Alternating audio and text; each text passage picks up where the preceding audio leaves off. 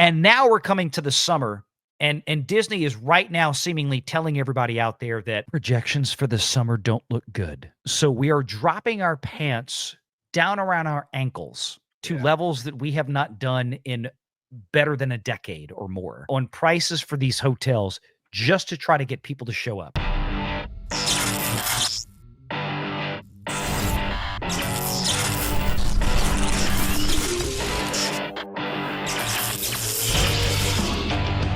Renegade Online. Real quickly on this one from a Disney perspective. So here we are. Disney is already showing signs of serious concern. Now, Disney has been, for, I don't know, culture the last year, they have been blowing off the idea that Epic Universe at Universal Studios was going to present them any type of market challenge.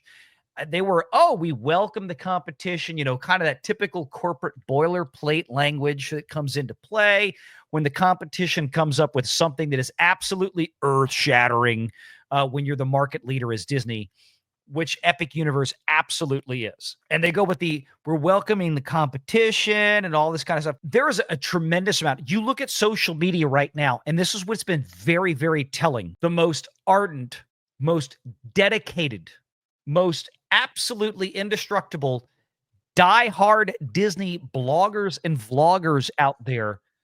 It's been very obvious on social media the last week and a half. Yep.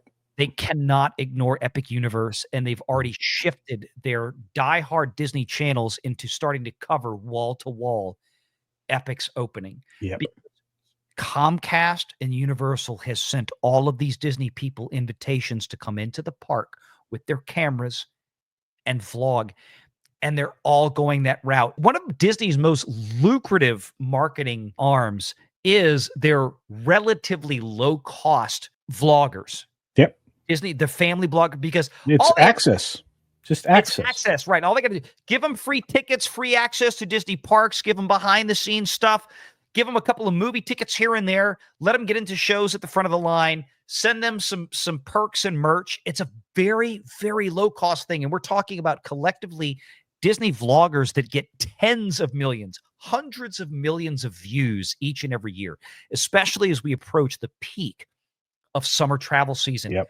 And they're all covering Universal and Epic Universe right now. And suddenly, out of the clear blue ass sky, the Walt Disney Company has announced some of the deepest discounts on hotels at Walt Disney World this summer that according to a lot of these Disney experts out there, that they haven't seen in 20, 15 years, 20 years, something stupid. This is from that park place. This is the story. Walt Disney World has just unveiled a new summer hotel discount for Disney Plus subs. Disney Plus subscribers, they want to bring Disney Plus subscribers into the parks. If you sub to Disney Plus, they're going to give you extra discounts. Of course, if you subscribe to Disney Plus and you happen to die on Disney property, they're going to try to dismiss your lawsuit because you signed up for Disney Plus. Just don't die anywhere in a Disney park or on Disney property. Starting June 29 through July 31, Disney Plus subs can book rooms at select Disney resorts for as low as $99 a night. Now, I don't remember the last time that I've ever seen a Disney hotel room at $99 a night in the off season, let alone in the middle of summer. And we're talking about the $99 a night room is at the Disney All-Star Resort. Yep. So for those of you who don't know, the Disney All-Star Resort value resorts. It's the Motel 6 of Disney property. It literally is. It's nasty.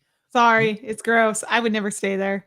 Just saying. My daughter has stayed there every year the last 3 years because that's where. Well, that's where they send Danny. That's where they send all the dance teams from high school and college. So okay. So when she goes, this is how I know about it. Yeah. So like she was staying at Disney All-Star a month and a half ago. 2 months ago now, beginning of February. And she was last year and the year before that and the year before that. So for her high school dance team, All-Star Sports at Disney, Danny, is where they send all the college kids when they come in for their weekend, all the high school kids when they come in. Then they book them there because it's the cheapest Disney resort. And it is a nasty Motel 6. Meanwhile, Dad stays at the Candlewood Inn and Suites a few miles away with a kitchen and a living room and a private bedroom. and it's cheaper per night than the frickin' All-Star Resort. Okay. Yeah. That's the way to do it. That's always the way to do it. Unless you can afford like the Swan and Dolphin or something really classy, then yes, just skip it. Grand Floridian's at like $1,000 a night now on the off season on a weekday. It's not even that nice. I've been to the Grand Floridian. I've been to all these rooms. They're meh. Well, if you stay in one of the DVC ones, I think you'd have a different perspective if you stayed in a studio or That's one bedroom DVC or a though. bedroom. You gotta have $10,000 just to open the door. Hey, okay, look, it's only for the three bedroom Magic Kingdom facing rooms. Really, it's only about $3,000 a night, dude. I mean, come on. Yeah, look, it's still expensive. It's still expensive. Disney has suddenly instituted some incredibly steep discounts. And we're not talking about February. We're not talking about January. We're not talking about late October. We're not talking about the off-season. This is in the middle of freaking summer. Disney is dropping their pants on these prices. That's crazy. This should tell me right now. And we've got a Disney earnings call coming up in roughly a little less than a month from now. We talked about this. You remember summer of last year, Culture. I know you were here for this. Danny, I don't know if you were around or monitoring Disney's earnings calls back then, but we've been doing it for years, right? So one of the most curious statements that I ever heard during a Disney earnings call, and we've been covering them for years. We always told people, because people would always ask me, Valliant, how is it that Disney can keep farting out flop after fail after bomb in the box office? How can they keep spending $200 million on Disney Plus shows that are drawing 1/5 or 1/10 of the audience that the average low rent random Netflix IP is getting on any old Friday? Okay. I said, well, it's because they have theme parks, and the theme parks are what pays the bills. The theme parks and the operating income, the top line revenue, but the operating income, the profits from the theme parks is what really runs it at Disney. They can afford to cushion the failures in other avenues of Disney because of the theme parks. And this was 2 or 3 years ago. I said, the minute the theme parks start having suffering rates, or the minute the theme parks start having real serious issues like long-term guidance don't look great, that's when things at Disney are going to get ugly. Well, here we are, because about 2 or 3 earnings calls ago, Bob Iger made this very interesting statement that they were seeing, quote unquote, moderated demand. Those were his words, moderated demand. I'm going to start telling that to my single friends. Honey, you're not ugly. There's just moderated demand. Great. I love that. I need you on this show more often. Yeah, you need to hang out over here. You're funny. God. Holy cow. That's it. That was mean. That was the meanest thing I said in a minute. No, I think it was great. Yeah, my assumption is you have very smart friends also being an attorney, so they're probably still going to be offended. But I think that's a good way to put it. Maybe a client will like that. You know what? Sure. Your case may have moderated demand. Oh God. But yeah, moderated demand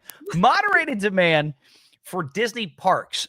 And here was the kicker, Danny. Iger and company did not give, when they made that guidance, they did not have any follow-up guidance in that earnings call, or frankly, the earnings call after it or the one after that seemed to suggest at what point they were going to become confident that moderated demand was going to go away. So they were basically suggesting this would have been the November earnings call, if I'm not mistaken, of last year. So the earnings call that concluded their last 24 fiscal year. Yeah, it might have been the one in August.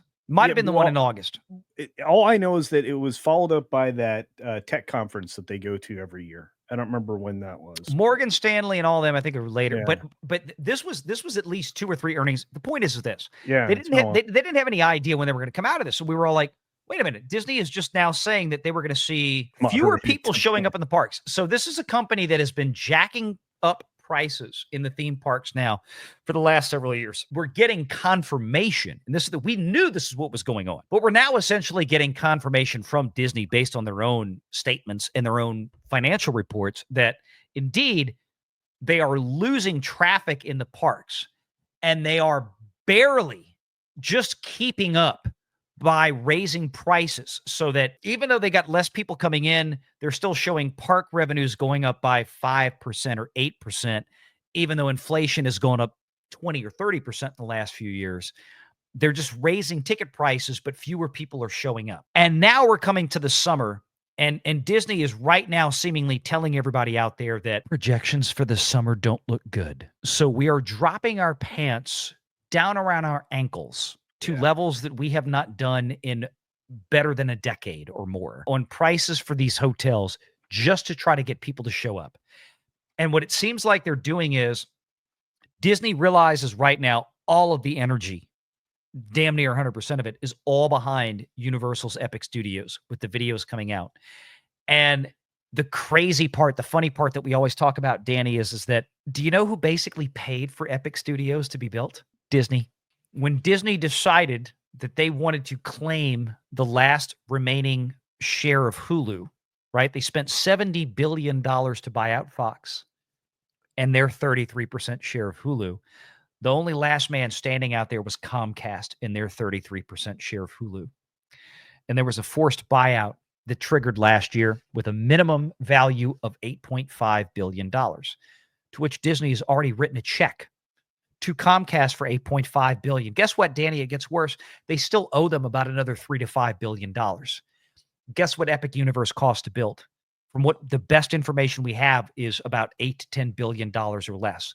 Disney literally wrote the check 2 years ago for Comcast to come in, an internet service provider and cable company, and eat their frickin' lunch and take what has been for the better part of half a century, what has been considered the preeminent theme park experience of America, and bury them with their own money.